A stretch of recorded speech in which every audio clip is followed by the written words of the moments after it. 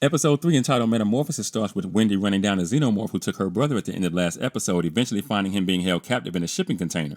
Wendy manages to free her brother just as the xeno shows up, and a confrontation ensues that results in her brother being injured and Wendy being dragged into maybe a trash chute or something like that by the xeno with the door closing behind them. Anyway, her brother manages to open the door and we find Wendy laying lifeless in a pool of decapitated xeno blood. And I didn't get too bent out of shape about this as I knew it was a misdirect. It's only the third episode of an 8-episode season, so I knew the show's main character wouldn't be getting killed off at this particular point in the story. What is important, though, is that we see that Wendy can kill a xenomorph, so big ups to her. Now, Slightly, who we last saw in the Xeno Nest last episode, is met by Smee right before the pair are set upon by Morrow, who explains to them where the Xenos came from before transferring data from the ship's log to himself. Once he finishes, he covertly places a tracker of some kind on Slightly just as Kirsch appears, leaning in close to Slightly asking, when is a machine not a machine? And this question is essentially posited as the essential question of the series, and I'm sure it'll have a lot to do with the overall theme of the series from this point on, so stay tuned for that. Joe and Wendy are transported back to Neverland along with the specimens, including the lifeless Xeno. Upon return, Kirsch and Boyd begin to examine the specimens. One of the eggs begins trying to hatch in Boyd's presence, and Kirsch escorts him from the lab.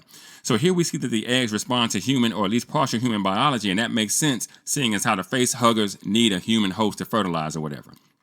Meanwhile, Curly visits Boy and the pair talk about how Wendy is his favorite despite Curly believing she's the best of the group. Boy explains that he'll give her some books to read and recordings to listen to, and after that they can get together and play.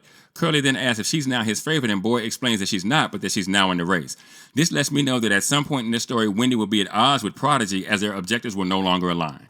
Now, Slightly is contacted by Morrow through the tracker as he looks up info on Boy Cavalier and asks if he's figured out his rhythm. We then see Dame Sylvia in the lab asleep next to Wendy's body. She wakes up suddenly and she gets up from her table and walks out of the room. From there, we see Kirsch, Curly, and Toodles take an egg from a refrigerating unit in the specimen lab and examine it. We also see Joe undergoing surgery and I believe having his liver removed. Meanwhile, Wendy makes her way to the facility headed towards the lab, and as Kirsch cuts into the egg, Wendy seems to feel pain that coincides with Kirsch dissecting the face hugger.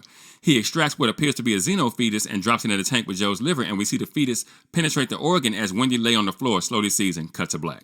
And this tells me that the blood from the dead Xeno must have somehow become intertwined with Wendy's biology, and so she and the Xeno have become one somehow, meaning she can feel what it would feel. That's why she felt pain when the egg was being cut and the facehugger dissected, because the facehuggers and the Xenos are connected somehow. Now, overall, I give this episode a 70% or 7.0 if you're thinking IMDb score. This episode was mostly exposition and the plot point simply the next in the overall season arc. When you consider that this is episode 3 of 8, I wasn't expecting too much action, though we did get a little in the first act. We'll be at the midpoint at the end of the next episode, so it'll be interesting to see where the story stands when the next episode cuts to black.